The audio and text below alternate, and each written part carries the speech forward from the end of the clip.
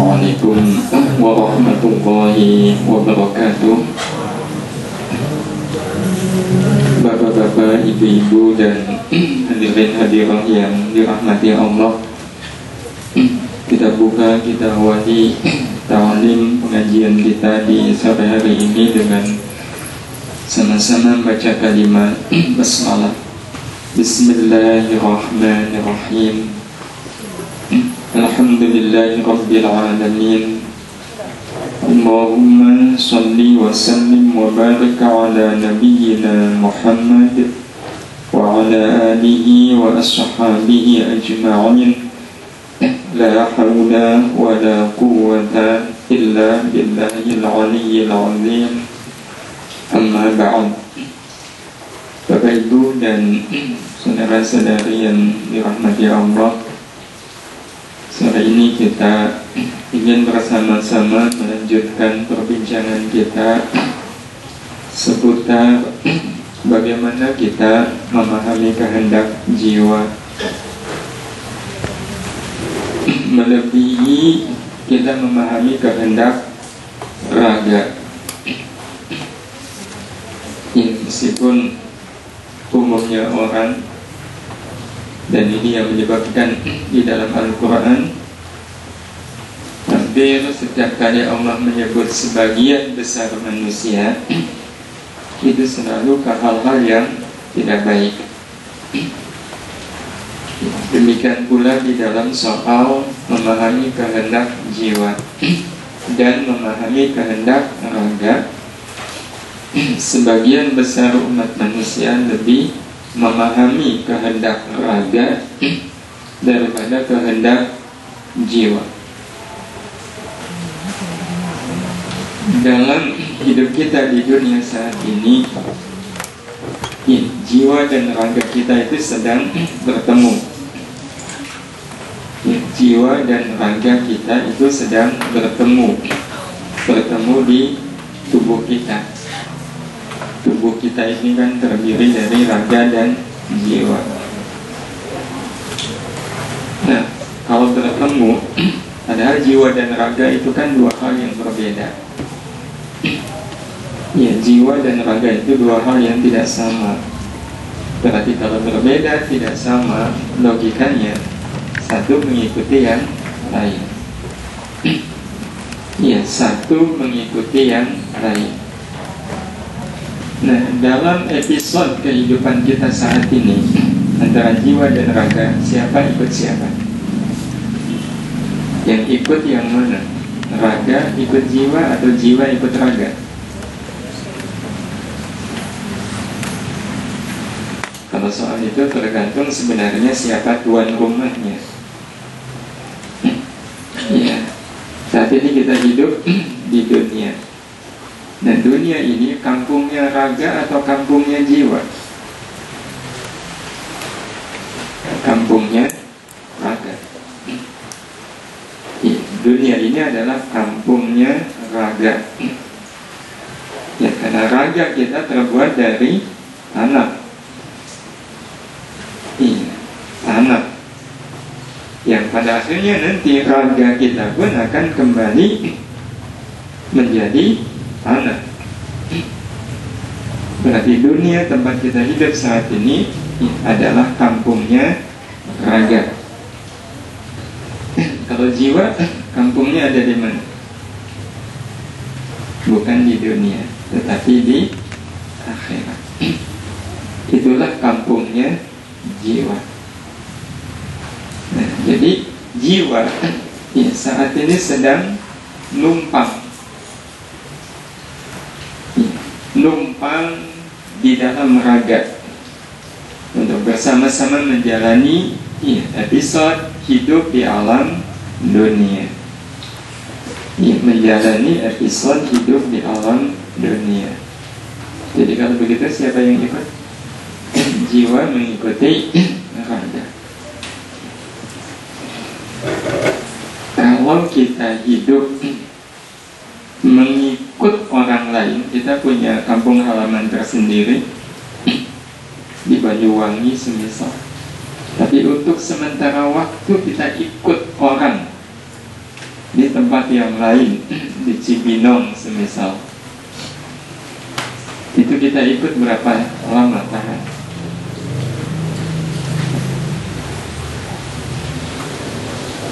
Adakah kemungkinan kemudian kita melupakan kampung halaman? Tidak. Akan ada satu saat dalam kehidupan kita, kita rindu untuk pulang. Akan ada saat pada diri kita untuk rindu pulang kembali ke kampung halaman di Banyuwangi. Dan itu sudah menjadi kontrak. Sudah menjadi kontrak.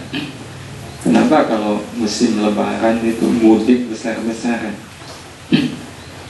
Orang menyebut itu kontrak. Jadi memang nggak bisa dirubah, nggak bisa dicegah, apalagi dilarang. Satu-satunya cara adalah lengkapi segala fasilitas bagi mereka yang ingin mudik, sehingga mudik itu menjadi perjalanan yang menyenangkan. Semua orang berebut untuk pulang ke halaman, tapi kenapa tidak berebut untuk pulang ke akhirat? Kenapa tidak berebut pulang ke akhirat? Kalau seandainya semua orang memahami tentang kehendak jiwa yang betul-betul seperti yang kemarin kita sampaikan, di antara sekian banyak kehendak jiwa, maka yang paling utama adalah kehendak untuk pulang. Niscayalah pada saat terdengar azan, tempat mana yang paling penuh? Masjid. Iya, masjid. Itu kalau raga mau memahami kehendak jiwa. Iya, raga mau memahami kehendak jiwa. Maka raga akan menuruti keinginan jiwa. Dan cara raga menuruti keinginan jiwa adalah dengan cara raga ini melakukan amal ibadah, melakukan amal saleh. Ketika raga beramal ibadah, beramal saleh, itu sebenarnya sama dengan mengajak jiwa untuk pulang. Nah, ini yang ingin sama-sama kita saling menguatkan, agar keinginan jiwa untuk pulang itu betul-betul tumbuh di dalam diri kita. Allah Subhanahu wa ta'ala mengisyaratkan itu di dalam Al-Quran. Surat Tabarak ayat yang kedua. Alladzi khalaqal mauta wal hayata liyabluwakum ayyukum ahsanu amala. Dialah Allah yang telah menciptakan mati dan hidup untuk menguji kalian siapakah di antara kalian yang paling baik amalnya. Allah menciptakan mati, Allah menciptakan hidup. Ada mati, ada hidup. Nah, kalau hidup itu cocoknya dengan raga atau jiwa? Hidup. Raga atau jiwa? Jiwa. Kalau mati, raga. Jiwa selamanya hidup, yang mengalami kematian adalah raga. Yang mengalami kematian adalah raga. Itu Allah ciptakan menjadi ujian bagi kita, menjadi ujian sehingga kita berkesimpulan bahwa hidup ini isinya adalah ujian. Hidup ini isinya adalah ujian. Dan tujuan dari ujian itu adalah untuk melihat siapakah yang ahsanu amala. Siapakah yang ahsanu amala? Berarti siapa yang nanti akan lulus. Dan seseorang itu akan dinyatakan lulus kapan, Bapak Ibu? Pada saat menjalani pendadaran. Ada ujian pendadaran, ujian akhir. Siapa yang menguji? malaikat Israil. Karena itulah sore ini kita ingin sama-sama menyambut beliau. Iya, menyambutnya dengan apa? Dengan senyum. Sudah kebayang ketika suatu saat beliau datang, kita akan menyambutnya dengan senyum? Aduh, membayangkan saja belum. Nah, karena itu paling kurang kita bayangkan saja dulu. Dan ini menunjukkan, mudah-mudahan menjadi doa. Ya, bersambut Israil, ya, kelebihan A dengan senyum. Nah, senyum kepada malaikat Israil itu tanda apa? Iya, tanda apa? Ada orang, saya tahu, dia datang untuk menghina saya, menyakiti saya. Kemudian kita sambut dia dengan senyum. Itu berarti menunjukkan orang yang senyum ini orang yang bagaimana?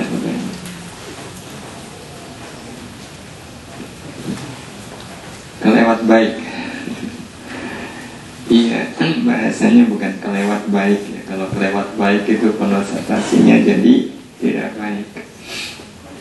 Nah, senyum kepada siapapun, apalagi kepada yang tidak baik, dan apalagi kepada yang baik ya. Sebenarnya kalau kita renung-renungkan, malaikat Israil datang menemui kita itu untuk maksud baik atau maksud tidak baik? Maksud baik atau tidak baik, Bapak Ibu?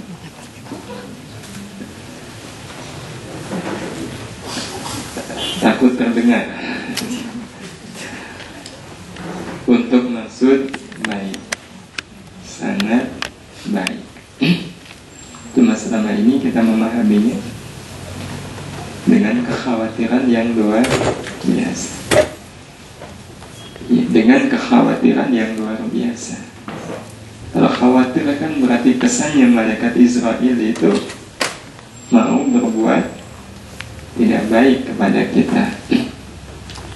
Padahal dalam hidup ini ada yang sangat kita tunggu-tunggu, melebihi kita menunggu apapun. Iya, melebihi seorang akhwat menunggu datangnya jodoh. Iya, melebihi seorang ikhwan yang berkali-kali ditolak dan berharap diterima. Ada yang lebih kita tunggu lagi. Siapa? Yang paling kita tunggu-tunggu, sesungguhnya datangnya malaikat Israil. Kenapa begitu? Karena beliau memang datang untuk maksud baik, bukan maksud jelek. Karena itu sebenarnya kalau ada ungkapan kusambut Israil dengan senyum, itu bukan ungkapan yang mengada-ada. Itu ungkapan yang wajar. Iya, wajar. Kenapa? Karena dia mau berbuat baik kepada kita, ngajak kita pulang. Iya, ngajak kita pulang. Apa beliau minta bayaran sama kita? Padahal jauhnya bukan main. Iya, bayangkan kita lagi kangen sama orang tua di kampung, tiba-tiba ada teman satu kampung ngampirin pakai mobil bagus dari mobilnya, pulang yuk sama saya. Kita akan menyambut beliau dengan apa? Senyum. Jadi wajar menyambut Israil dengan senyum. Iya, wajar. Meskipun itu menjadi tidak wajar bagi sebagian orang. Saya dengar katanya dalam tradisi Jawa itu nggak baik bicara tentang kematian. Iya, orang ilok, nggak patut. Iya, kita bicara tentang kematian. Padahal Nabi kita Muhammad Sallallahu Alaihi Wasallam menganjurkan kita untuk memperbanyak ingat mati. Jadi kita ingin sama-sama menyiapkan diri bagi senyum terbaik kita kepada malaikat Israel, sebab senyum itu adalah tanda kecerdasan. Iya, senyum itu tanda kecerdasan. Maka kita lihat orang-orang yang cerdas, setiap kali lihat papan pengumuman, apa yang dia lakukan? Senyum, kan? Iya, yang dia lakukan senyum. Iya, ketika dosennya bilang besok kita ujian, apa yang dilakukan oleh mahasiswa yang cerdas? Senyum. Berarti betul, senyum itu tanda kecerdasan. Ya, kalau ada mahasiswa lihat papan pengumuman gitu, manyun. Semester berikutnya kita lihat lagi, manyun. Setiap kali lihat papan pengumuman dia selalu manyun. Itu kan sudah cukup menjadi isyarat. Iya, dia sedang jongkok IPK-nya. Dan Bapak Ibu yang dirahmati Allah Subhanahu wa Ta'ala, apalagi kalau kita bisa senyum kepada malaikat Israel, malaikat maut. Nah, kenapa tanda kecerdasan? Lalu kita lihat bagaimana cerdas menurut Nabi kita Muhammad Sallallahu Alaihi Wasallam. Bukankah beliau mengatakan Al-Kayyisu mandana nafsahu wa amila lima ba'dal mauti. Orang yang cerdas adalah orang yang bisa menahan hawa nafsunya, dorongan-dorongan jelek hawa nafsunya, wa amila lima ba'dal mauti, dan beramal untuk hidup sesudah mati. Orang-orang seperti inilah yang insya Allah akan tersenyum ketika malaikat Israel datang. Dia akan tersenyum. Kenapa? Ya karena memang dia orang yang cerdas. Ya, kecerdasan yang dia wujudkan dengan dana nafsahu, mengekang hawa nafsunya, dan beramal untuk hidup sesudah mati. Maka sesungguhnya sederhana menyiapkan senyum untuk malaikat Israel nanti adalah cukup dengan kita menahan diri dari dorongan-dorongan hawa nafsu dan mau beramal untuk hidup sesudah mati. Nah, bagaimana kita kemudian merealisasikannya? Bapak Ibu yang dirahmati Allah Subhanahu wa Ta'ala, di surat Al-Insyiqaq yang pekan lalu sudah kita sampaikan, Allah memanggil, ya ayyuhal insan innaka kadihun ila rabbika kadhan famulaqih. Wahai manusia, sesungguhnya engkau telah bekerja keras, sekeras-kerasnya untuk bisa pulang kembali kepada Allah. Famulaqih, maka niscaya engkau akan berjumpa, bertemu dengan Allah. Bekerja keras sekeras-kerasnya, beramal ibadah sekeras-kerasnya.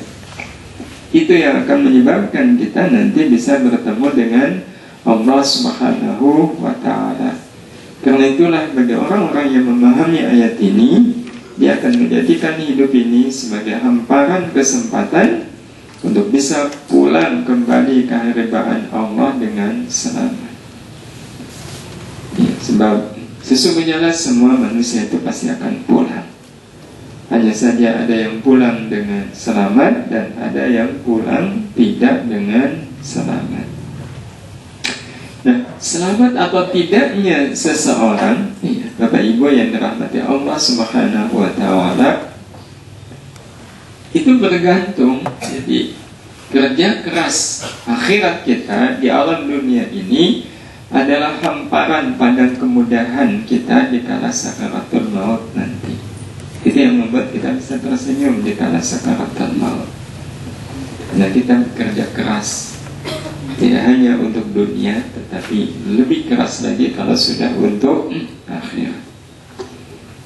Kalau kita mau bekerja keras dengan kerja keras akhirat di alam dunia ini, maka insya Allah hamparan padang kemudahan akan terhampar di hadapan kita dikala sakaratul maut nanti. Sebab peristiwa sakaratul maut, ya, peristiwa kematian, itu sesungguhnya adalah peristiwa akhirat yang terjadi di alam dunia ini.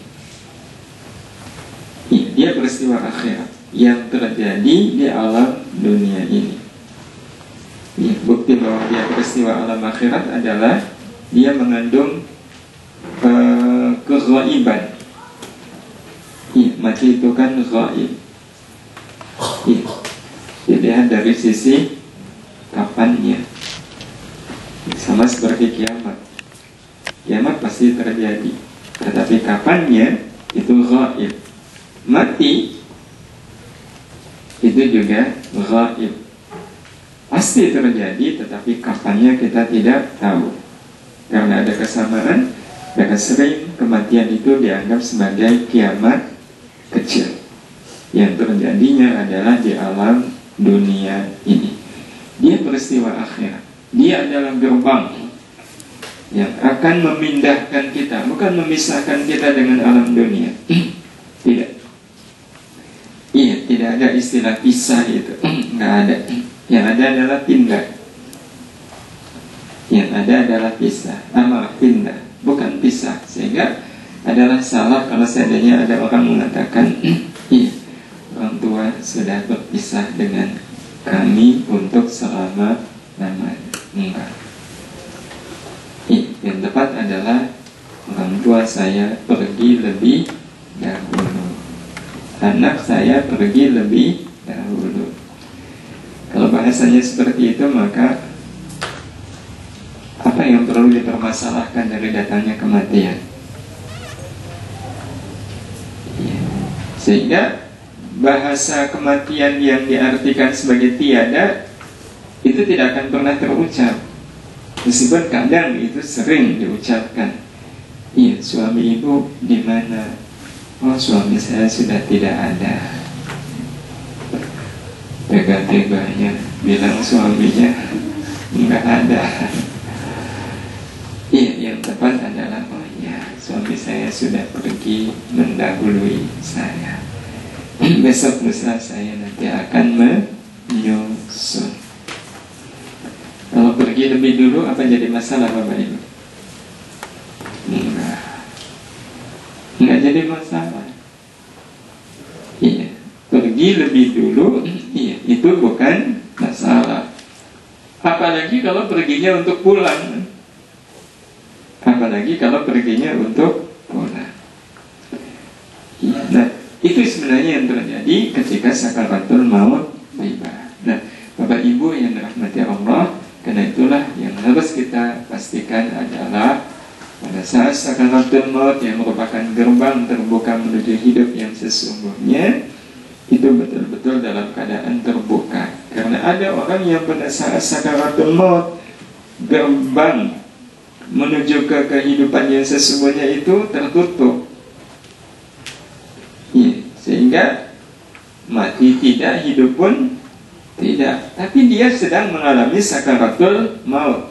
Kalau orang sakaratul maut itu kan gambarannya separuh mati, separuh hidup. Jadi separuh-separuh.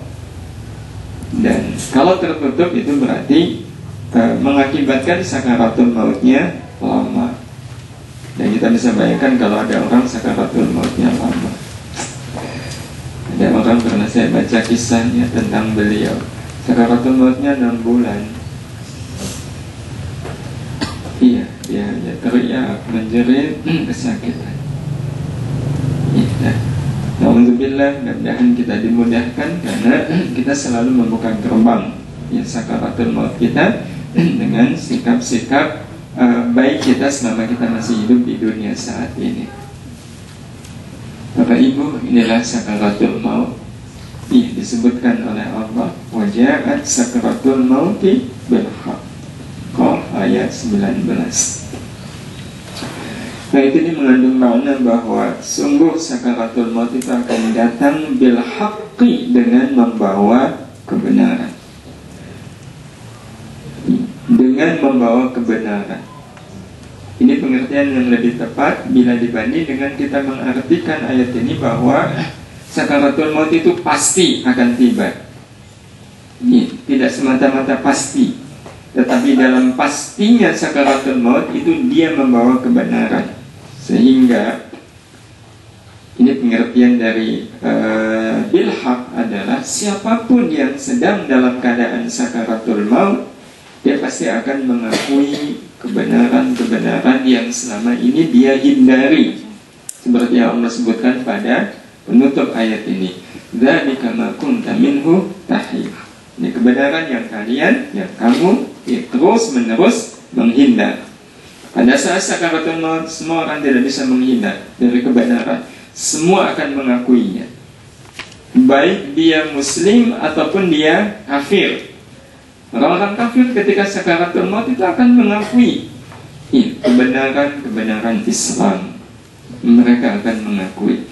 Tapi itu pengakuan, kesadaran yang terlambat. Tidak ada manfaatnya sedikit pun. Tidak ada manfaatnya sedikit pun kalau kesadarannya itu ketika datang sakaratul maut, nggak ada artinya.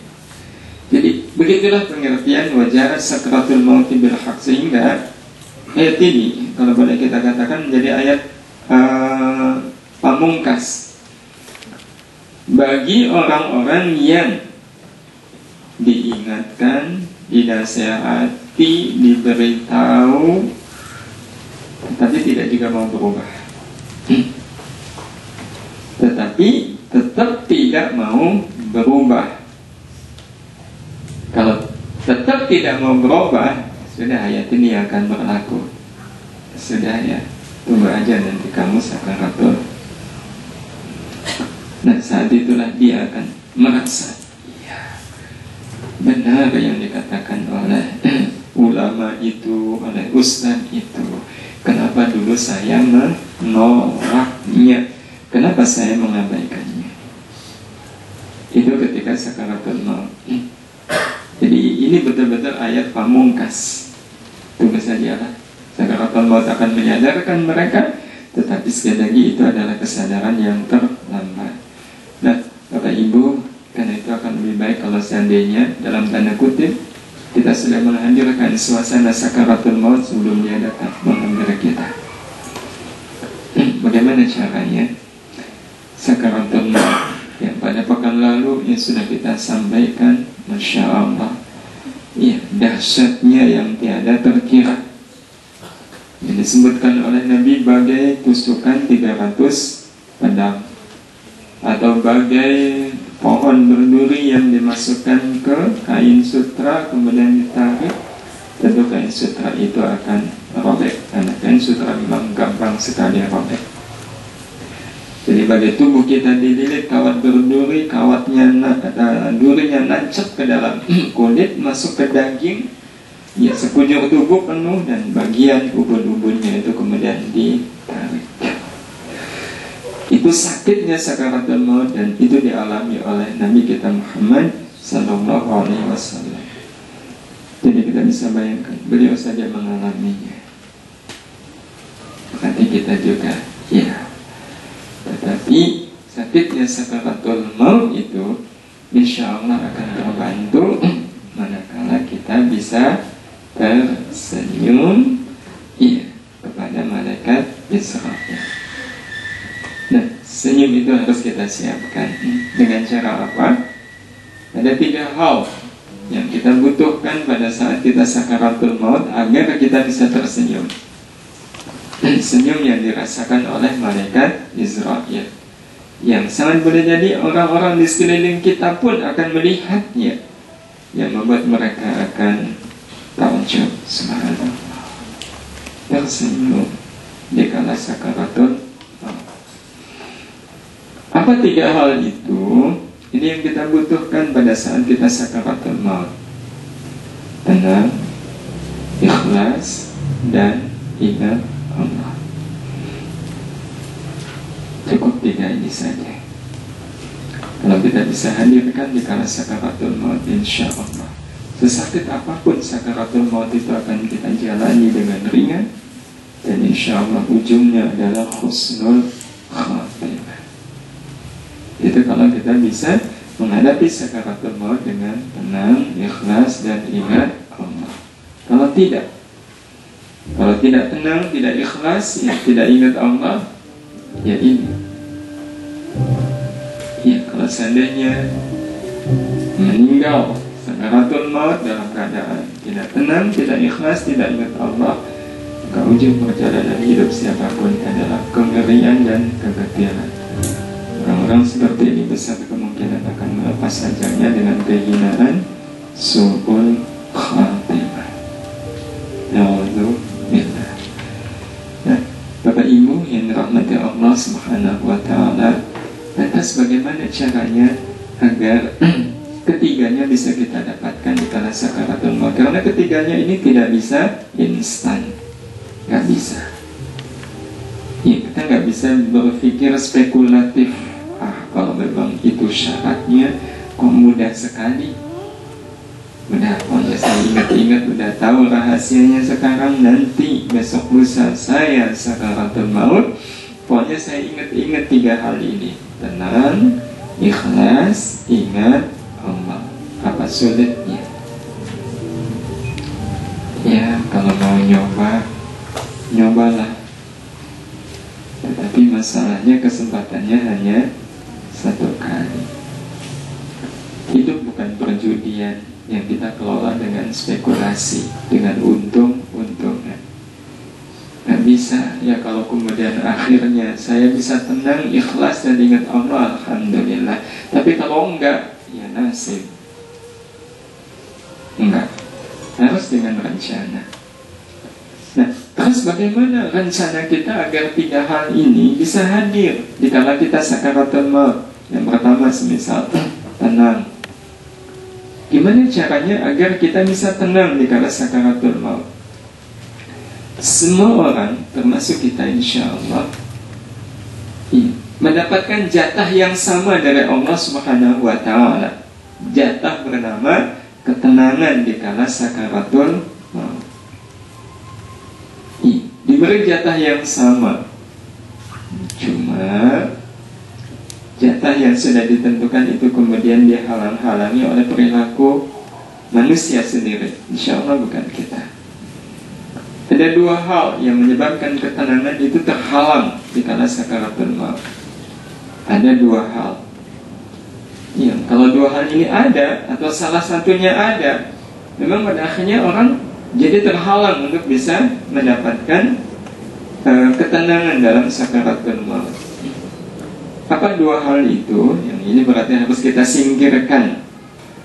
Ya, yang pertama adalah dosa dan maksiat yang tidak segera ditaubati. Ini penghalang ketenangan di kala sakaratul maut. Ya, dosa dan maksiat yang tidak segera ditaubati. Nanti aja taubatnya. Ya, emang kenapa nanti? Ini saja belum balik modal kok. Ya, belum balik modal. Saya dulu biar jadi, biar dapat pendudukan ini modalnya 1 miliar. Ini saya baru dapat 300 juta. Ya nanti taubatnya. Kalau taubatnya sekarang kan rugi saya. Rugi 700 juta. Ya, beberapa teman yang bergelut di dunia training kecerdasan spiritual itu nawarkan ikut training kami. Nanti insya Allah kalaupun jadi pejabat yang baik, ya di legislatif menjadi legislatif yang baik. Ya, tapi apa jawabannya? Nanti dulu lah. Ya, kita taubatnya nanti. Takutnya kalau sudah ikut RSQ Nanti kita jadi merasa berdosa, taubat, padahal ini belum balik modal. Jadi sangat pragmatis. Orang-orang seperti ini khawatirnya ya dalam keadaan belum bertaubat kemudian dia meninggal, itu sakaratul mautnya nggak bisa tenang. Iya, nggak bisa tenang. Iya, ketika sakaratul maut tiba. Jangankan kedatangan malaikat Israel dalam keadaan baru bangun tidur, tiba-tiba kedatangan tamu, tamunya tamu agung. Itu bisa tenang? Enggak. Nah, Bapak Ibu yang dirahmati Allah, jadi ini yang pertama. Berarti kalau begitu, kita harus selesaikan dulu penghalang yang pertama ini, yaitu dosa. Terus gimana caranya menyingkirkan halangan bagi hadirnya rasa tenang di kala sakaratul maut nanti? Ini langkah-langkah adalah dengan bertaubat. Karena memang dosa itu timbulnya dari syahwat. Dosa itu tumbuhnya dari syahwat. Sebenarnya dosa itu bukan hal yang menarik. Dosa itu kotoran, lebih kotor dari kotoran. Jadi kalau ada orang yang tertarik dengan dosa, itu berarti tandanya dia hidupnya dibelenggu oleh syahwat. Nah, syahwat ini yang menjadi penghalang bagi hadirnya ketenangan di kala sakaratul maut. Yang harus dibersihkan, dan tidak ada cara untuk membersihkan diri dari dosa maksiat dan pengaruh syahwat kecuali dengan taubat. Taubat yang betul-betul taubat, yang kalau kita rumuskan langkah-langkahnya, yang pertama adalah al-i'tiraf. Al-i'tiraf ini langkah pertama, yang artinya adalah mengakui, ngaku bahwa saya salah, ngaku bahwa saya banyak dosa. Itu al-i'tiraf namanya. Tanpa harus menunggu ketahuan. Orang akan lebih mudah, orang saja akan lebih mudah memaafkan orang yang ketika dia berbuat salah langsung minta maaf. Tapi kalau kemudian lama dia nggak minta maaf, tapi akhirnya ketahuan, bukti-buktinya kuat bahwa dia pelakunya, sehingga kemudian diseret ke pengadilan dan baru kemudian dia minta maaf, kira-kira masyarakat akan bisa nggak memaafkan? Koruptor yang sadar sebelum masuk bui itu mudah dimaafkan daripada sudah kadung masuk bui terlebih dahulu. Jadi ini yang kita sebut dengan al-i'tiraf, dan al-i'tiraf ini disebutkan di banyak ayat di dalam Al-Quran, yakni mengakui dosa dan salah yang sudah diperbuat. Itu pengertian al-i'tiraf. Seperti Nabi Yunus, dia mengakui tentang kezaliman beliau dengan beliau mengatakan la ilaha illa anta subhanaka inni kuntu minal zalimin. Tiada Tuhan kecuali Engkau, Maha suci Engkau, sungguh kami termasuk orang-orang yang zalim, menganiaya diri sendiri. Ini al-i'tiraf. Jadi para nabi saja ber-i'tiraf, apalagi kita. Hal yang sama juga terjadi pada Nabiullah Adam alaihissalam, yang ketika kemudian beliau terus keluar dari alam surga ke alam dunia, apa yang beliau ucapkan? Rabbana zalamna anfusana wa illam taghfir lana wa tarhamna lanakunanna minal khasirin. Ya Allah, sungguh kami telah menganiaya diri kami. Andai Engkau tidak mengampuni kami, tentulah kami termasuk orang-orang yang merugi. Inilah penyesalan, dan inilah fondasi dari taubat. Al-i'tiraf, mengakui dosa dan salah yang sudah diperbuat. Ini yang pertama. Nah, al-i'tiraf ini punya tingkatan. Jadi ada tingkatan-tingkatannya. Dari tingkatan yang paling jelas sampai tingkatan yang paling halus. Sebaik-baik orang adalah kalau al-i'tirafnya itu sudah sampai pada tingkat yang halus. Nah, tingkatan itu yang pertama adalah mengakui salah dan dosa yang nampak. Mengakui salah dan dosa yang nampak, ketahuan lagi. Nah, itu berarti i'tiraf yang pertama. Tadinya sih bohong, ketahuan. Udah, nggak usah ngakalin. Kamu bohong kan? Bilang kemarin sakit, nggak datang, udah berobat sama dokter Arif. Kamu bohong. Ya, kok tahu saya bohong? Iya, tadi malam Pak Arif sama saya kok. Dan nggak ada kan? Nah, itu berarti sudah ketahuan bohong. Nah, kemudian ngaku, ya astagfirullah, iya saya memang bohong. Nah, itu sudah lumayan itu. Mau mengakui. Yang susah adalah sudah berbuat, nggak mau ngakui, dibilang bohong, dia bilang saya tidak bohong. Nah, itu sudah sangat sulit, itu sudah parah sekali. Berarti dia tidak mengakui bahwa dirinya salah. Yang paling susah adalah menegur orang salah yang tidak mengaku salah.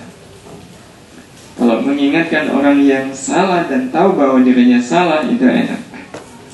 Ini yang pertama, misal dosa tidak sholat, dosa menipu, yang nampak.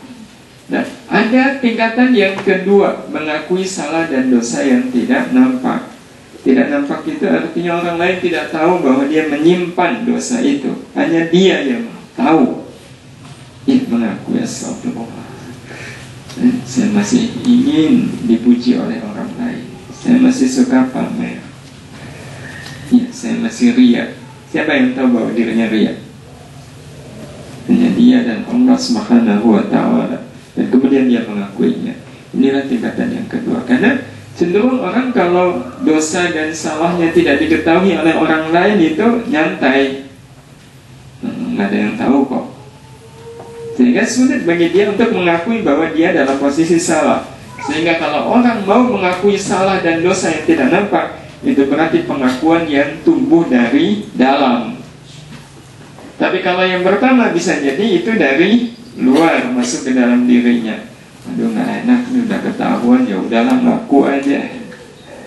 Tapi masih lumayan mau ngaku. Ini yang kedua. Nah, tingkatan yang ketiga, mengakui segala salah yang tidak termasuk dosa. Itu lebih bagus lagi. Salah tapi bukan dosa. Contoh semisal, ya Allah, tadi waktu asar saya kok terlambat sehingga saya sampai masbuk. Jadi makmum kok masbuk itu dosa nggak Bapak Ibu? Tidak. Tapi kita merasa itu adalah kesalahan. Dan kemudian kita mengakuinya. Ini gara-gara telat bangun. Ini gara-gara saya makan dulu. Ini gara-gara tadi saya ngobrol dulu.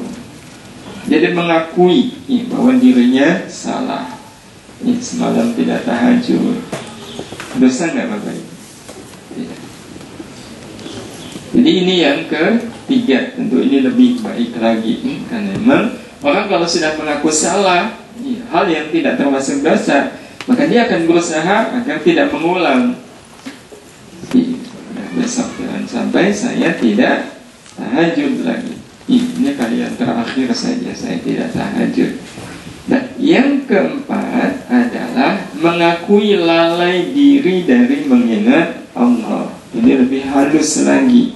Kalau sampai kita mengakui bahwa ini adalah kekurangan kita, itu berarti kita sudah sampai pada tingkat yang paling tinggi. Lalai diri dari mengingat Allah Subhanahu wa ta'ala.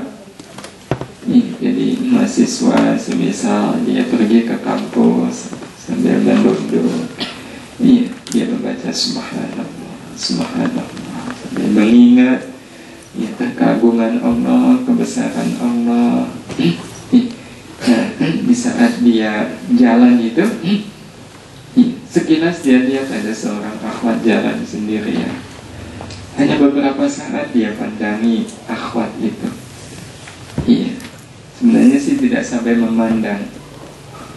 Iya, karena hanya sekelebat. Tetapi kemudian ingatannya jadi kepada akhwat tadi. Iya, begitu mengingat akhwat berarti mengingat Allah enggak? Enggak, hanya sesaat. Kemudian dia istighfar, astagfirullah. Kenapa sampai saya harus mengingat dia ya Allah?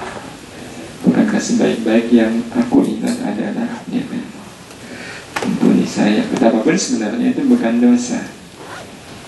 Iya, sebenarnya bukan dosa karena dia tidak sempat memandangnya. Iya, cuma sekelebat tadi. Iya, sempat bayangannya. Iya, itu saja sudah mengalihkan ingatannya. Yaitu sebenarnya sekali bukan dosa, tetapi bagi orang-orang yang memang sungguh-sungguh untuk menghadirkan ketenangan di kala sakaratul maut, itu akan dicatat betul sebagai kekurangan atau kesalahan yang harus diakui. Siapa yang mengakui kesalahan ada peluang untuk memperbaikinya. Tapi kalau orang menganggap biasa, ya tidak ada peluang untuk merubahnya. Dan itu menjadi penting bagi kita untuk selalu mengakui. Kenapa sih nonton bola lagi? Kemarin saya bilang udah kapok deh, menyanyiakan waktu. Tapi kok nonton lagi? Nanti kapan lagi nonton gitu? Ya, kok nonton lagi? Apakah itu tidak dianggap sebagai tobat sambal? Iya. Apakah itu tidak dianggap sebagai tobat sambal? Ya, kalau dianggap, itu tetap dianggap sebagai tobat sambal. Tetapi tobat sambal itu tetap lebih baik bila dibanding dengan tidak tobat sama sekali. Jadi betapapun ya, daripada tobatnya tobat sambal, mendingan nanti aja lah tobatnya. Iya, tobat kita ya betul-betul tobat. Soal kemudian berubah menjadi sambal itu tidak usah direncanakan.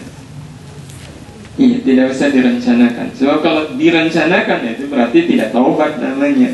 Pas saya taubat, tapi di dalam pikiran ini sudah ada rencana mengulang. Nah, itu berarti nggak taubat. Nah, karena itulah taubat harus disertai dengan an-nadmu. Iya, an-nadm yang artinya adalah menyesali dosa dan salah yang sudah diperbuat. Menyesali. Karena penyesalan itu akan menjadi kekuatan bagi kita untuk tidak mengulang. Akan menjadi energi bagi kita untuk kapok. Kalau menyesal, saya menyesal kenapa saya lewat jalan ini, coba saya lewat jalan lain, nggak kena razia polisi. Kalau kemudian orang menyesal, 100.000 ya. Menyesal kan? Besok-besoknya akan lewat jalan itu lagi nggak? Enggak. Kapok kan? Nah, itu pengertian Anda. Iya, harus ada penyesalan. Harus. Iya, harus. Dan penyesalan itu juga sesuatu yang wajar. Sudah semestinya memang ketika orang beriman, ya, berbuat dosa, dia menyesal. Dia berbuat dosa itu menyesal. Karena berbuat dosa itu cermin tidak hati-hati. Ya, cermin tidak hati-hati. Dan orang yang tidak hati-hati pasti dia akan menyesal.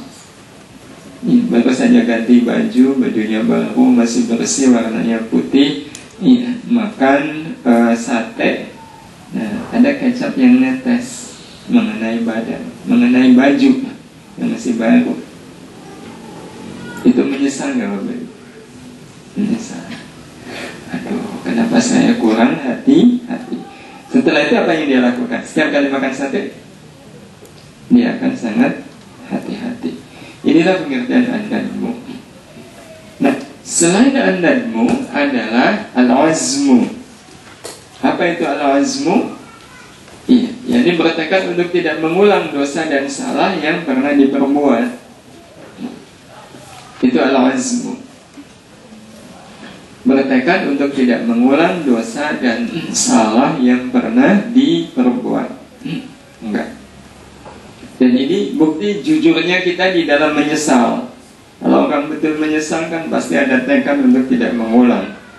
Aduh, saya nyesel, kenapa saya makan di tempat ini, besok mau saya ulang lah. Dengan gak logis. Iya. Kalau kapok ya kapok, tidak akan mengulang. Itu namanya al-azmu.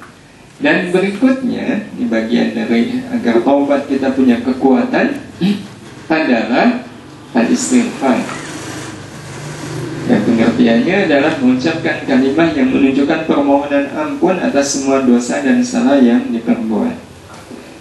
Yang lazim adalah dan diajarkan oleh Nabi kita Muhammad sallallahu alaihi wasallam, astaghfirullah wa atubu ilaihi. Dan pada saat kita istighfar itu sambil mengingat dosa yang kita lakukan. Jadi tahu bahwa saya beristighfar itu untuk memohon ampun dosa yang saya lakukan dan tahu dosanya. Sehingga adalah janggal kalau seandainya ada orang istighfar, astagfirullahaladzim, kamu kalau istighfar banyak-banyak, memang kamu banyak dosa. Iya. Apa aja dosanya? Yang mana ya? Nggak tahu saya. Itu akan lain kalau seandainya dia tahu. Iya. Nah, dosa itu kan tidak cuma satu kali. Karena itulah kenapa Nabi istighfarnya sampai 70 kali. Berarti asumsinya kalau sehari dosa kita ada 100, ya berarti istighfar kita 100. Ya, tadi waktu di kampus saya ngelirik akhwat, astagfirullah, membentak orang tua, astagfirullah, membiarkan teman susah, astagfirullah. Iya, mengingat. Setidak-tidaknya dengan kita mengingat, itu ada azam untuk tidak mengulang. Iya, ada azam untuk tidak mengulang. Tapi kalau orang nggak mengingat, apalagi tidak menganggap itu dosa, ya akan terulang terus. Jadi ini al-istighfar. Nah, Bapak Ibu yang dirahmati Allah Subhanahu wa taala, ya, selain istighfar, ya astaghfirullahaladzim wa atubu ilaih.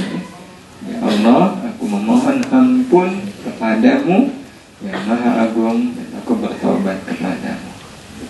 Nah, yang terakhir agar taubat kita diterima oleh Allah dan bisa menyingkirkan halangan bernama dosa, yang insya Allah kalau taubat kita diterima, kemudian datang kematian, insya Allah kematian itu akan kita hadapi dengan tenang.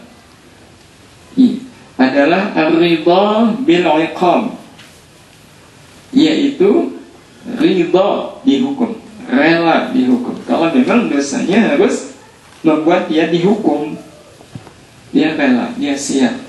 Dan kalau memang saya harus dihukum akibat dosa yang saya lakukan, contoh semisal dosa minum minuman keras, apa hukumannya?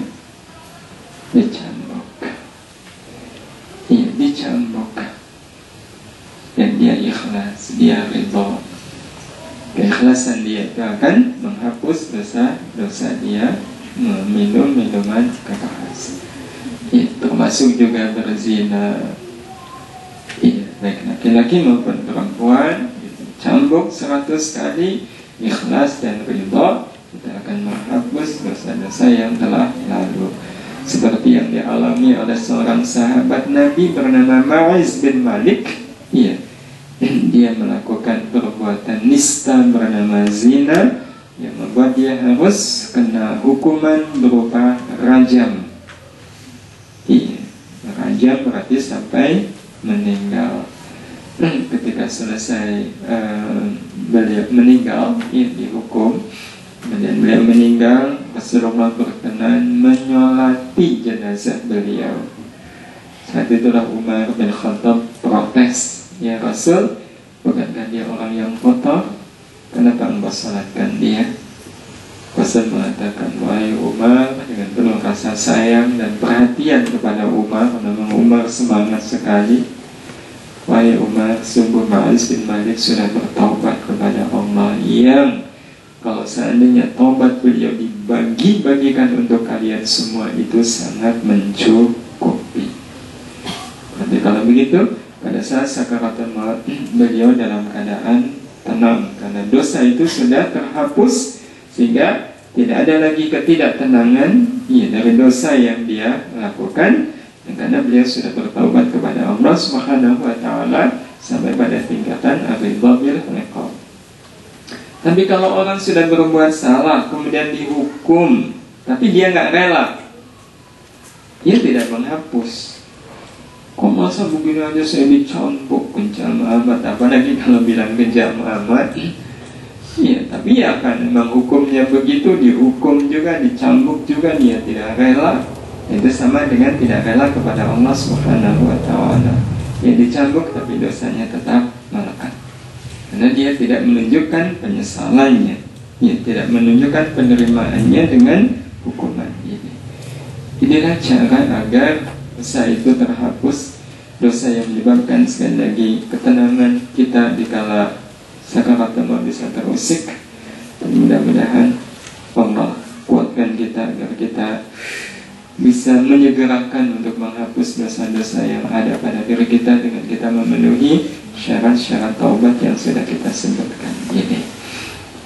Untuk sementara ini dulu kita sampaikan, menyingkirkan penghalang bagi hadirnya ketenangan di kala sakaratul maut dengan cara kita bertaubat kepada Allah Subhanahu wa taala. Saatnya kita berdiskusi, mungkin barangkali ada tanggapan dari Bapak Ibu. Bagaimana tips agar bisa sholat malam? Sejak menikah saya jadi malas bangun malam. Adakah yang salah dengan pernikahan saya? Tapi tulisannya beda dengan yang di atas ya. Bapak Ibu yang dirahmati Allah Subhanahu wa taala, soal melakukan kebaikan itu sebenarnya nggak perlu tips. Karena kalaupun kita kasihkan tipsnya belum tentu dilakukan. Karena itu yang paling penting adalah mau, itu aja. Kalau ada kemauan nanti akan ada jalan. Itu saja tipsnya. Saya ditanya dalam SMS, gimana caranya bisa ikhlas, bisa sabar? Gimana caranya? Itu kan kalau saya balas berapa? Iya, saya balas dan memang ini balasan yang terbaik. Iya, tidak perlu cara, yang penting mau. Kalau dikasih cara kemudian nggak mau ya sama aja. Tapi kalau mau maka insya Allah akan ada jalan untuk bisa sabar, bisa ikhlas, termasuk bisa sholat malam. Iya, kalau kita kasih tipsnya tidurlah awal, iya, agar bisa bangun lebih awal. Iya, dicoba, tetap sama. Iya. Tipsnya makan malamnya jangan terlalu banyak. Wah, itu sih nggak bisa. Soalnya jatah makan malamnya memang segitu. Jadi yang penting adalah mau.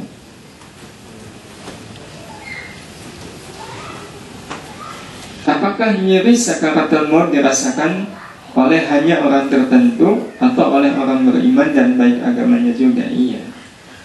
Bahkan Nabi kita Muhammad SAW menyebutkan, ya Jibril, seperti inikah sakitnya sakaratul maut? Iya, itu Nabi kita Muhammad SAW.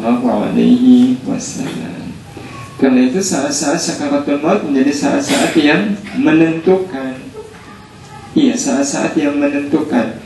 Kalau kemudian pada saat sakaratul maut orang lupa diri, kalau menahan sakit yang luar biasa, itu bisa-bisa gagal hidup dia. Bayangkan kalau sakaratul maut menahan sakit yang tiada terkira, dia kemudian teriak, aduh biung, habis itu mati. Iya, kenapa? Karena dia ingat biung.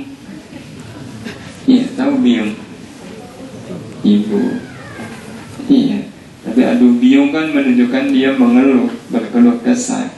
Kalau dia ingat Allah kan dia akan menyebut nama Allah. Dan itu akan membuat sakaratul maut insya Allah jadi ringan dan kita bisa lulus insya Allah. Jika kita mencuri namun tidak dihukum potong tangan sebab Indonesia tidak menerapkan syarat, lalu apakah dosa kita secara vertikal telah diampuni? Secara vertikal telah diampuni. Pertama, soal hukum menghukum, baik itu mencuri, berzina, mabuk, itu haknya, wewenangnya ada pada penguasa. Tidak sembarang. Jadi hanya penguasa, hanya ulil amri. Jadi itu tanggung jawab ulil amri. Nah, ulil amrinya tidak menerapkan itu, gimana? Apa dipotong sendiri? Iya, nggak boleh. Nggak boleh. Iya. Nah, terus gimana solusinya? Pertama soal memotong tangan itu memang ada syarat-syaratnya. Jadi ketika jumlah yang dicuri itu senilai nisab zakat, ya kira-kira 2 jutaan. Kan ada yang menyebut 5 jutaan. Itu baru kena potong tangan. Itu pun ada batas-batasnya, ada yang dari pergelangan, ada yang sampai siku. Itu ada di kitab fikih, kita bisa baca.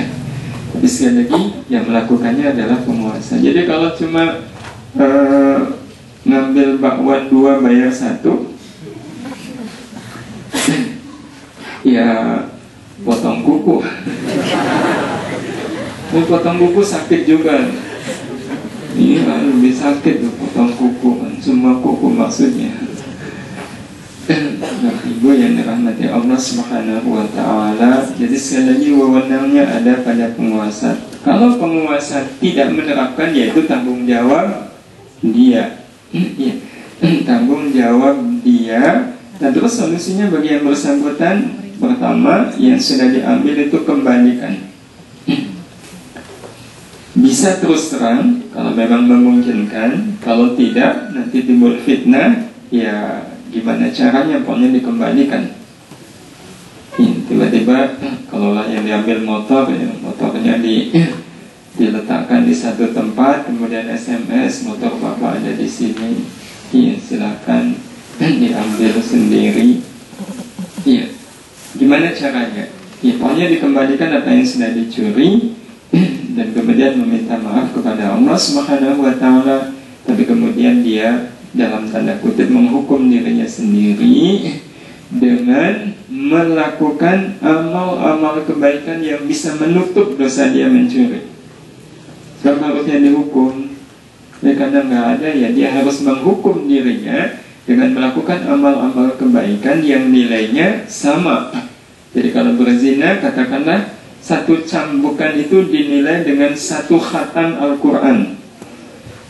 Berarti kalau 100 cambuk, berarti saya harus mengkhatamkan Quran 100 kali. Iya, mengkhatamkan Quran 100 kali. Jadi dengan menghukum dirinya dengan melakukan amal seberat-beratnya, tapi dia mampu. Dengan amal yang seberat-beratnya mampu. Saya mengkhatamkan Quran 100 kali, mampu, bisa. Itu yang kemudian harus dia lakukan. Iya. Tidak kemudian 1 cambukan 1 ayat. Itu nggak sungguh-sungguh namanya. Iya, berarti dia 100 ayat udah merasa bebas. Enggak, kalau itu nggak cukup. Jadi betul-betul ada kesungguhan yang terbaca betul oleh Allah Subhanahu wa ta'ala. Saya sangat menyesali perbuatan seperti ini. Mudah-mudahan diampuni oleh Allah Subhanahu wa ta'ala. Mati syahid itu macamnya seperti apa? Apa cukup hanya keinginan kuat seperti Khalid bin Walid yang ingin syahid tapi ternyata meninggal di tempat tidur? Mati syahid itu memang sudah sewajarnya kalau menjadi cita-cita orang yang beriman. Ya, cita-cita. Ya, karena mati syahid adalah asma amanina, ucap cita-cita tertinggi kami. Karena sebaik-baik mati memang mati syahid. Niatkan itu dan kemudian jujur dalam niatnya. Iya, jujur dalam niatnya. Jujur dalam niatnya itu bukan berarti kemudian ketemu orang kafir diperangi. Tidak. Kalau memang di daerah dia tidak ada orang kafir yang berbuat zalim, ya berarti wujud dia jujur dalam niat adalah mempersiapkan diri rakyatnya, iya, lari, iya, ya pokoknya menguatkan fisik. Nah itu berarti tandanya sungguh-sungguh. Iya, tandanya sungguh-sungguh. Gimana kalau pergi ke Palestina semisal? Tidak wajib. Iya, tidak wajib. Dan kalau mau ke sana juga tidak salah. Iya, intinya begitu. Jadi ada kesungguhan, iya, latihan. Tetapi kita tahu betul bahwa iya, mati syahid itu adalah karena berperang di jalan Allah Subhanahu wa Ta'ala, dan itu sudah diatur. Ya, perang dalam Islam itu hanya terjadi ketika memang Islam diperangi lebih dahulu. Kalau tidak cari gara-gara. Bagaimana hubungan sholat taubat? Apakah benar itu disyariatkan? Iya, Nabi SAW pernah menganjurkan begitu. Kalau kamu berbuat dosa, maka sholatlah 2 rakaat, dan setelah itu mohonlah ampun kepada Allah Subhanahu wa Ta'ala. Jadi kalau mau, ya kita kuatkan taubat kita dengan melaksanakan sholat sunnah taubat 2 rakaat, ya dengan penyesalan yang luar biasa dari dosa yang sudah dilakukan. Setelah selesai sholat sunnah taubat, kemudian beristighfar, memohon ampun kepada Allah Subhanahu wa Ta'ala. Bagaimana keadaan sakaratul maut, orang yang bunuh diri? Iya. Sakaratul maut itu bisa jadi tidak terbaca dalam pandangan orang yang masih hidup. Ya, tidak terbaca dalam pandangan orang yang masih hidup. Iya, karena sakaratul maut itu seperti yang tadi kita katakan, iya, adalah peristiwa akhirat yang terjadi di dunia ini. Yang jelas sakitnya sakit yang amat sangat. Iya, sakitnya sakit yang amat sangat. Lebih-lebih kalau sampai matinya bunuh diri. Iya. Tapi dia enak sekali itu langsung mati les gitu. Yaitu dalam pandangan mata dunia kita. Iya, kita tidak tahu apa yang sebenarnya terjadi, dan pastinya sakit yang tiada terkira. Apakah sholat sunnah taubah juga termasuk salah satu langkah seorang dalam bertaubat? Tadi sudah kita sampaikan, iya, untuk menyempurnakan tersebut tidak harus. Bagaimana cara agar bisa terhindar dari sifat riya? Bagaimana cara agar kita bisa terhindar dari sifat riya? Yang pertama harus mau dulu, ya. Mau. Terus yang kedua, kalau orang riya itu kebangetan sebenarnya. Kebangetan. Ya, gimana tidak kebangetan, ya? Ada orang bawa motor, bagus sekali motornya, tapi motor pinjaman.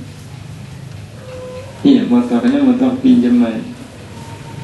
Iya, tapi dia bangga-banggakan itu motor dia, sehingga banyak yang memujinya. Wah, kamu hebat sekali ini. Nggak ada orang di sini punya motor seperti ini. Wah, dipuji begitu dia senang. Tapi kemudian ada yang tahu kalau itu motor bukan motor dia. Itu motor pinjaman. Dia tahu.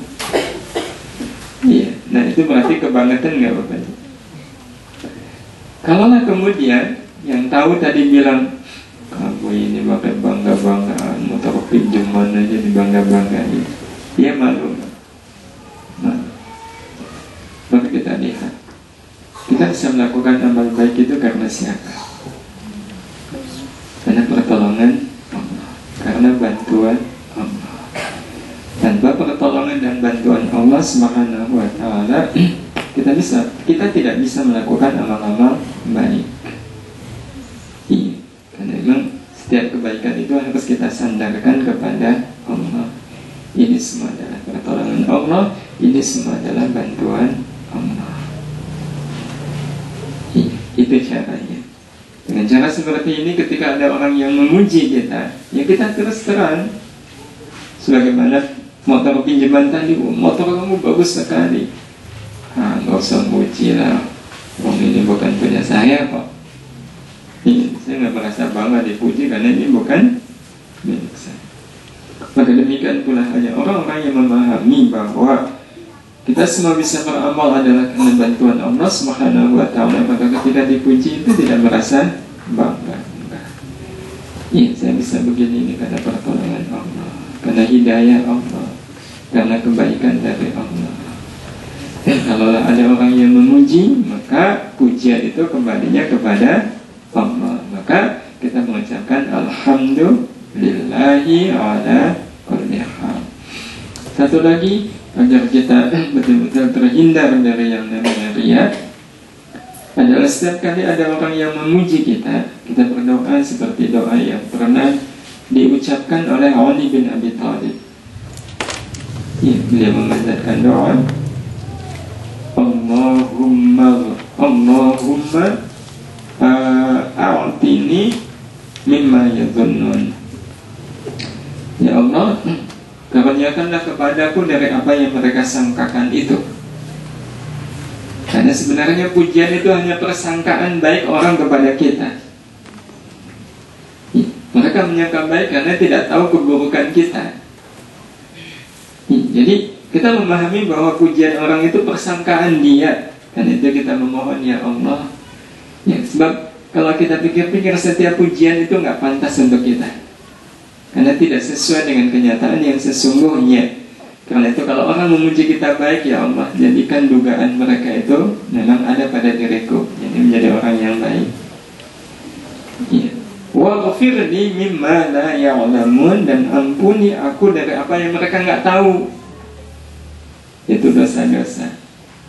Dan kemudian wala tu'akhidni mimma yaqulun, dan jangan kau siksa aku dari atau akibat dari ucapan-ucapan mereka.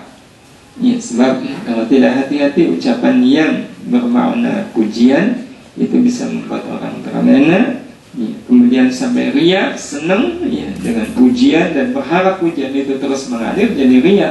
Kalau riya nanti menjadi siksa. Dan terakhir, kalau seandainya memang kita bisa menyembunyikan amal, lebih baik kita menyembunyikannya. Ya, lebih baik kita menyembunyikannya. Kita hanya melakukan amal yang dilihat oleh orang kalau memang tidak ada pilihan yang lain. Iya, kecuali harus dilihat orang. Artinya salah juga kalau sebuah amal baik ya hanya bisa kita lakukan kalau dilihat orang, kemudian kita tidak melakukannya dengan alasan takut riya. Itu nggak benar. Iya. Saudara kok nggak pernah kelihatan di masjid? Iya, saya itu sebenarnya pengen sekali sholat di masjid, cuma kalau saya sholat di masjid itu takut dipuji orang. Itu ngakalin ya. Iya, kok nggak pernah datang ke pengajian? Ya kalau datang pengajian kan nanti dilihat orang. Iya, saya nggak mau. Ya sudah, suruh ngaji di hutan. Jadi tidak ada yang melihat. Terakhir, apakah taubat harus diiqab? Apakah taubat harus diiqab? Iqab dalam artian hukuman yang sudah ditentukan oleh Allah Subhanahu wa ta'ala. Jawabannya iya kalau dosanya dosa besar, atau masuk kategori dosa besar, atau dalam istilah fikih itu masuk jinayah, tindak kriminal. Iya, seperti berzina, minum minuman keras, mencuri, membunuh, atau menghilangkan nyawa orang. Itu ada iqabnya. Iya, ada iqabnya. Tapi itu tidak semua. Ada juga yang tanpa iqab. Iya, tanpa iqab. Tetapi para ulama hampir semuanya menganjurkan bagi orang-orang yang sudah bertaubat kepada Allah Subhanahu wa ta'ala adalah, dan ini oleh mereka disebut sebagai tanda atau isyarat taubatnya diterima oleh Allah Subhanahu wa ta'ala, adalah senang melakukan kebaikan. Iya, senang melakukan kebaikan. Setelah taubat kok tahajudnya gampang, sedekahnya gampang, sholat duhanya gampang, memaafkannya gampang. Ternyata sekarang kok gampang melakukan amal kebaikan. Itu disebut sebagai isyarat bahwa taubatnya diterima oleh Allah Subhanahu wa Ta'ala. Tapi kalau setelah taubat kok tetap malas beribadah, kok jadi pengen lagi mengulang, ternyata sepi juga nih. Biasanya malam ahad ketemu si dia nih, gara-gara udah taubat jadinya sepi begini. Itu berarti taubatnya tidak sungguh-sungguh. Iya, ada syarat taubat yang belum dia penuhi sehingga akhirnya taubatnya tidak diterima. Maka dia harus melakukan tajdid taubat, memperbaharui taubatnya. Poin demi poin tadi kemudian diseleksi lagi, dilihat lagi, adakah yang belum saya lakukan? Oh ada, nyeselnya belum 100%. Iya, nyeselnya itu masih baina wa baina. Iya sih, saya harus melepas, tapi kok dulu aja mendapatkannya susah. Nanti takutnya begitu saya lepas diambil orang. Iya, tapi saya tahu ini salah, ya kan, berarti tandanya menyesalnya belum sepenuhnya. Itu yang memungkinkan akhirnya taubatnya, iya, oleh Allah belum diperkenankan untuk diterima oleh Allah Subhanahu wa Ta'ala. Lakukan lagi tajdid, iya, sambil kemudian menguatkan kesungguhan, insyaallah taubat itu akan diterima oleh Allah Subhanahu wa Ta'ala. Paling akhir, mohon doa untuk ibu dari sahabat saya yang sedang diuji penyakit kanker. Beliau, ibu, mengaku sudah tidak kuat lagi. Sebagai anak, bagaimana memberikan semangat kepada ibu agar optimis untuk sembuh? Salah satunya doa, berdoa kepada Allah. Ya Allah, pakai bahasa Indonesia saja. Ya Allah, cabutlah rasa sakit yang sedang dirasakan oleh ibunda. Cabutlah rasa sakitnya ya Allah. Iya, cabutlah rasa sakitnya ya Allah. Buatlah dia ikhlas, buatlah dia ikhlas, buatlah dia, beliau ikhlas. Itu doa kita kepada Allah. Ya, mudah-mudahan menjadi salah satu faktor bagi keikhlasan beliau. Ya, karena nyatanya ada orang-orang yang mengalami penyakit, ya, seperti itu, kanker, ya, yang dia sama sekali tidak menampakkan rasa nyeri. Padahal kata orang ini sakitnya luar biasa. Tapi kalau lihat wajahnya itu biasa. Kalaupun nahan sakit itu, yang dia sebut adalah nama Allah.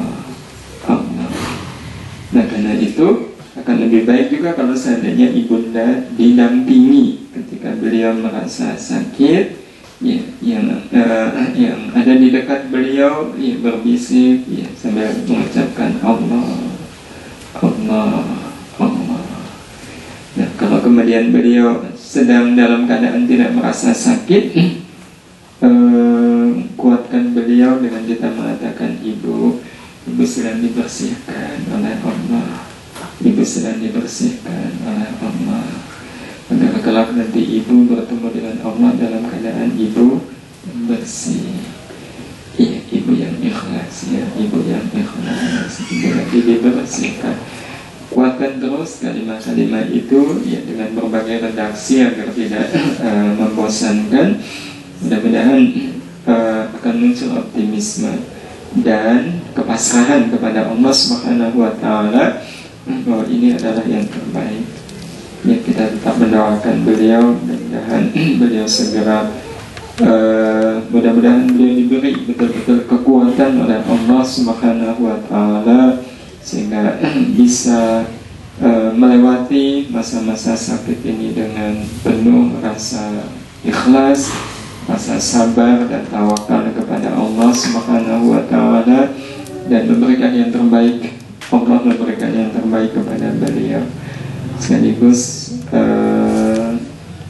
saya juga memohon keikhlasan Bapak dan Ibu untuk mendoakan bibi adik dari ayah saya yang tadi malam meninggal dunia di Cirebon, Ibu Lalan namanya. Mudah-mudahan beliau husnul khatimah, ya, diterima dan dimuliakan kedatangannya di alam kuburnya, diampuni dosa-dosanya dan diterima semua kebaikan-kebaikannya. Bismillahirrahmanirrahim. Alhamdulillahi rabbil alamin. Allahumma shalli ala sayyidina Muhammad wa ala alihi wa ashabihi ajma'in. Ya Allah, inilah kami ya Rahman, hamba-hambamu yang kau saksikan penuh dengan lumuran aib dan dosa. Kau maha tahu ya Allah seperti apa kadar dosa yang ada pada diri kami saat ini. Hidup kami serasa hanya menumpuk dosa demi dosa ya Allah. Ya Allah, dengan segala maghfirah-Mu dan Rahman Rahim-Mu, kami betul-betul mengetuk pintu maaf-Mu ya Allah. Maafkan kami, ampuni sebanyak apapun dosa yang ada pada diri kami. Ampuni sekelam apapun masa lalu kami ya Allah. Ampuni sekelam apapun masa lalu kami. Ampuni pula senista apapun aib-aib yang selama ini kami sembunyikan. Ampuni semuanya ya Allah. Jadikan saat ini betul-betul menjadi saat ampunan bagi kami, sehingga tidak ada satupun dosa yang ada pada diri kami kecuali Engkau mengampuninya. Sungguh kami bertaubat kepadamu ya Allah. Kami merasa hidup kami selama ini lebih banyak yang berkubang kesia-siaan.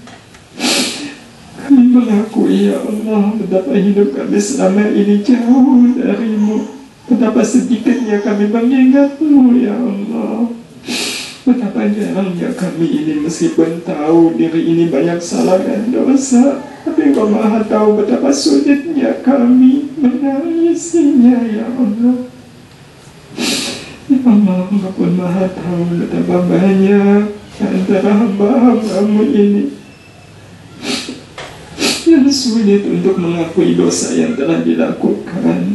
Ya Allah, lembutkan hati kami, lembutkan hati kami, biar kami mau mengakui betapa diri ini banyak salah dan dosa. Ya Allah, tumbuhkan di dalam diri kami ini penyesalan atas dosa-dosa yang telah kami lakukan, dan kuatkan kami ya Allah untuk tidak mengulanginya di masa-masa yang akan datang. Cukupkan dosa itu hanya sampai di sini ya Allah. Setelah itu jagalah kami, lindungi kami, jangan Kau biarkan kami mengulang salah dan dosa ya Allah. Baik dosa kepadamu, juga dosa kepada sesama, lebih-lebih kepada kedua orang tua kami ya Allah. Engkau maha tahu betapa banyaknya dosa yang kami lakukan kepada orang tua kami.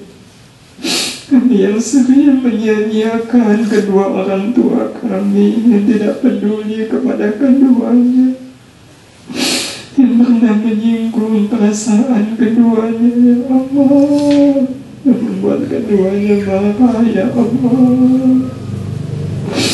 Ampuni atas dosa-dosa kepada kedua orang tua kami ini ya Allah. Juga dosa kepada anak-anak kami ya Allah. Ampuni semua dosa-dosa kami kepada anak-anak kami, kepada keluarga kami, saudara-saudara kami semuanya. Jadikan hidup kami sesudah ini betul-betul hidup yang bersih ya Allah. Tuntun kami agar kami bisa menjalani sisa umur kami ini betul-betul dalam keadaan bersih ya Allah. Tidak ada lagi dosa dan maksiat yang kami lakukan dalam hidup ini ya Allah. Ya Allah, Jaga dan pelihara kami hingga ajal datang merenggut kami nanti ya Allah. Dalam keadaan kami tidak lagi terhalang oleh dosa ya Allah. Kami ingin pada saatnya nanti kami menghadap-Mu dalam keadaan tubuh kami ini betul-betul bersih dari dosa dan maksiat ya Allah. Karena itu ya Allah, takdirkan hamba-Mu ini mati dikala kami betul-betul sudah bertaubat kepada-Mu, dan Engkau menerima taubat kami ini ya Allah. Jangan Engkau biarkan taubat kami saat ini hanya pura-pura belaka ya Allah. Allah, terimalah taubat kami. Jangan Engkau karuniakan kemudahan kepada kami setelah ini ya Allah, menjauhkan diri dari dosa dan maksiat. Mudahkan kami untuk melakukan amal-amal hasanat ya Allah. Birahmatika ya arhamar rahimin. Rabbana la tuzigh qulubana ba'da idh hadaitana wa hab lana min ladunka rahmah innaka antal wahhab. Ya Allah, lapangkan siapapun yang berada dalam kesempitan, mudahkan yang sedang dililit kesulitan, sembuhkan siapapun yang saat ini sedang dalam keadaan sakit ya Allah, terutama saudara-saudara kami, orang tua dan saudara-saudara kami yang mengalami sakit yang berat. Ringankan mereka ya Allah, kuatkan mereka, buatlah mereka ikhlas menerima semuanya ini. Dan ya Allah, jadikan sakitnya mereka menghapus dan menggugurkan salah dan dosa yang mungkin pernah mereka berbuat. Ya Allah, dengan segala kekuasaan-Mu, pulihkan mereka, pulihkan mereka. Kami tahu ya Allah, Engkau pasti akan memberikan yang terbaik untuk mereka. Engkau pasti akan memberikan yang terbaik untuk mereka. Karena itu kami pasrahkan semua sepenuhnya kepada-Mu ya Allah. Karuniakanlah segala yang terbaik itu untuk kami, juga untuk bibi kami ya Allah. Beliau telah Engkau panggil kembali ya Allah, kehariban-Mu, wafatkan beliau husnul khatimah. Muliakan kedatangannya di alam kuburnya ya Allah. Terimalah semua kebaikannya, ampuni segala salahnya, lapangkan kuburnya, jadikan kubur beliau taman dari taman-taman surga-Mu ya Allah. Dan izinkan kami bisa bertemu kembali dengan beliau di surga nanti ya Allah. Sungguh ya Allah, kami mohon kepada-Mu, jadikanlah surga menjadi sebaik-baik tempat pertemuan kami semua di akhirat nanti. Birahmatika ya arhamar rahimin. Rabbana atina fid dunya hasanah wa fil akhirati hasanah wa qina adzabannar wa qina adzabannar wa qina adzabannar. Sallallahu ala sayyidina Muhammad wa ala alihi wa sahbihi ajma'in. Alhamdulillahi rabbil alamin. Mudah-mudahan Allah mengabulkan doa-doa kita semuanya. Mohon maaf atas segala salah dan khilaf. Diakhiri dengan sama-sama membaca doa kafaratul majelis. Subhanakallahumma wa bihamdika asyhadu an la ilaha illa anta astaghfiruka wa atubu ilaik. Assalamualaikum warahmatullahi wabarakatuh.